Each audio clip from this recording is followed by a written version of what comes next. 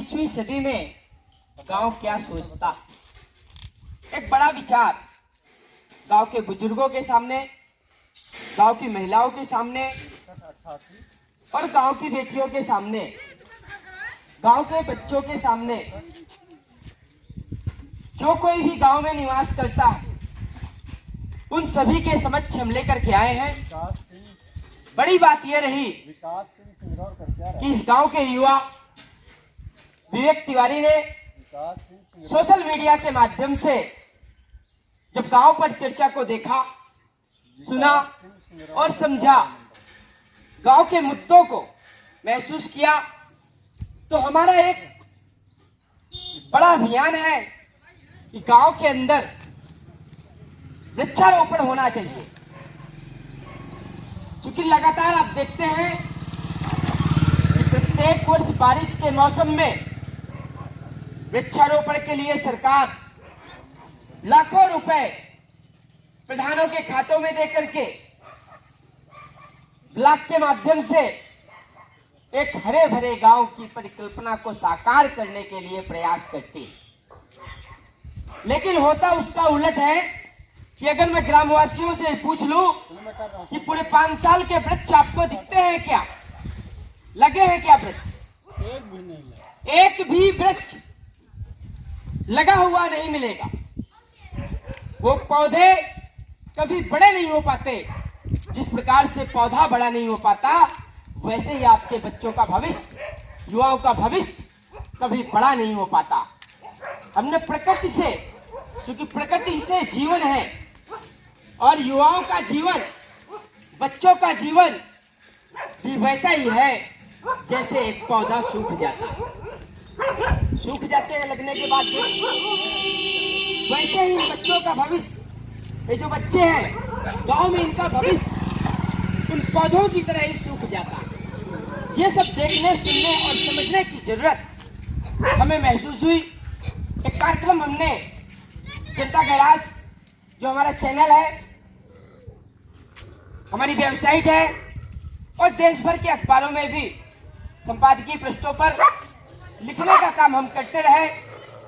लेकिन मन में एक सोच आई कि कुछ ऐसा होना चाहिए कि गांव के अंदर में आ जाए, गांव के अंदर विचार हो, गांव की जनता विचार करे कि वास्तव में गांव का विकास क्यों नहीं हुआ।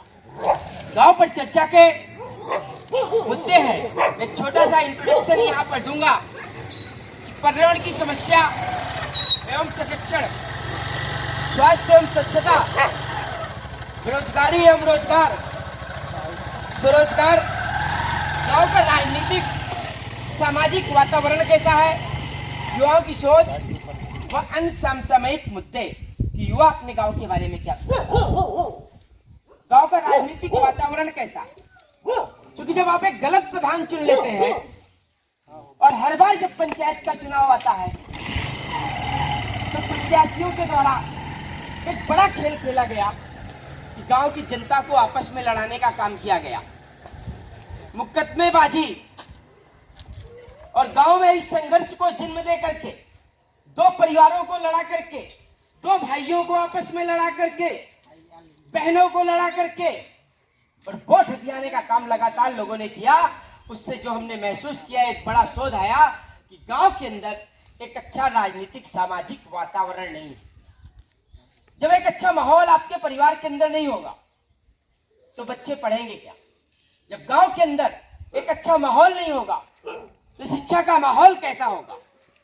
इन सभी मुद्दों के साथ हम गांव पर चर्चा को लेकर के आए। मेरे साथ अनूप है जो लगातार चर्चा में रहते हैं। और दरसेड़ा गांव अभी हमने प्रवेश किया। प्रवेश करते ही विवेक के द्वारा लगाए हुए 2 वृक्ष हमें दिखे।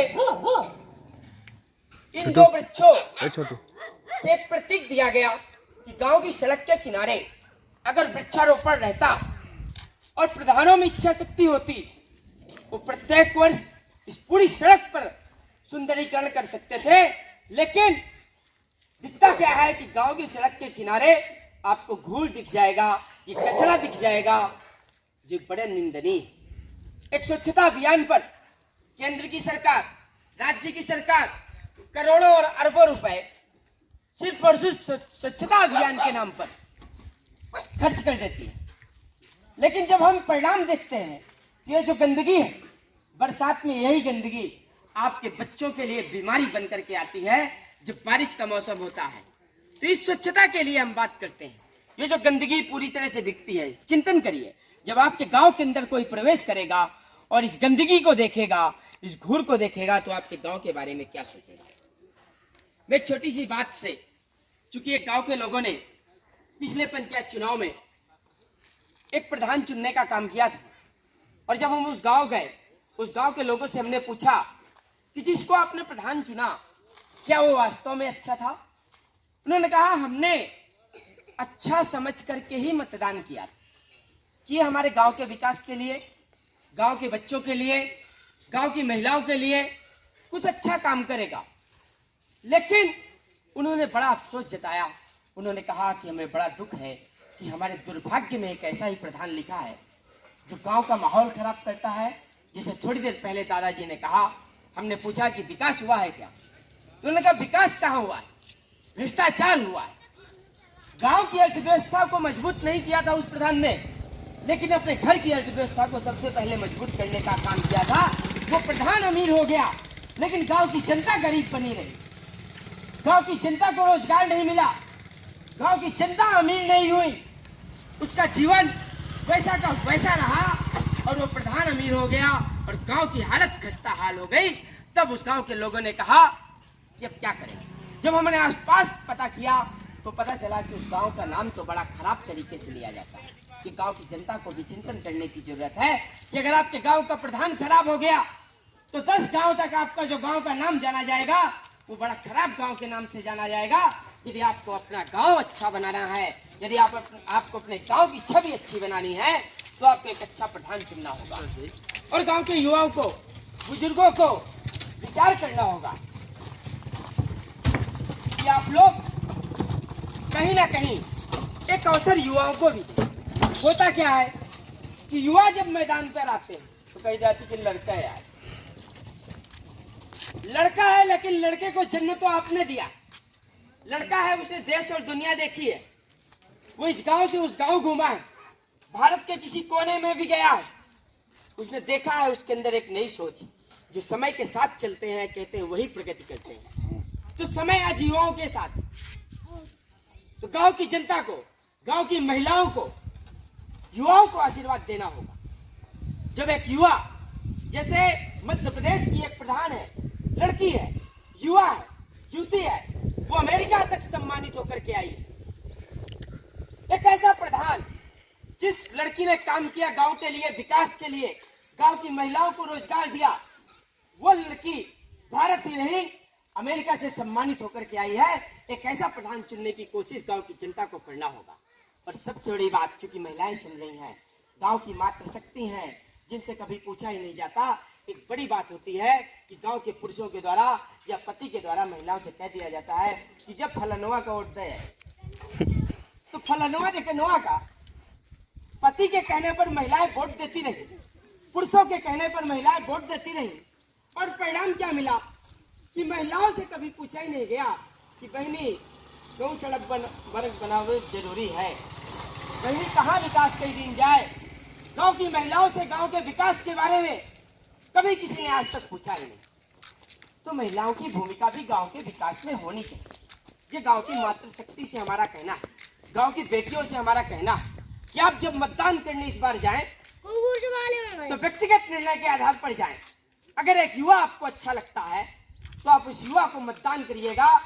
माताएं और बहनें हैं आप एक ऐसे अपने बेटे को आशीर्वाद प्रदान करिएगा जिसकी सोच अच्छी हो, जिसकी समझ अच्छी हो, जिसके विचार अच्छे हो, जो उदारवादी मानसिकता का हो, जो आपकी आवाज को सुन सके। एक ऐसा प्रयास गांव की महिलाओं को खड़े होकर के गांव में स्वच्छता के लिए, गांव के विकास के लिए और एक अच्छे जीवन यापन के लिए, एक अच्छी जिंदगी के लिए प्रयास करना होगा। तो गांव की माताओं और बहनों से विनम्र निवेदन है इस बात का। बिहार की महिलाओं ने ऐसा किया, बिहार की महिलाओं ने स्वतंत्र मतदान किया, पुरुषों के कहने पर उन्होंने मतदान नहीं किया, क्योंकि पुरुष ने आपको मतदान का अधिकार नहीं प्रदान किया। संविधान ने, लोकतंत्र ने, जो देश का नियम और कानून है, उसने महिलाओं को मताधिकार का प्रदान किया है और माताओं और बहनों से कहना है कि गांव के विकास में, गांव के चुनाव में आपकी मुख्य भूमिका है और अलग हट करके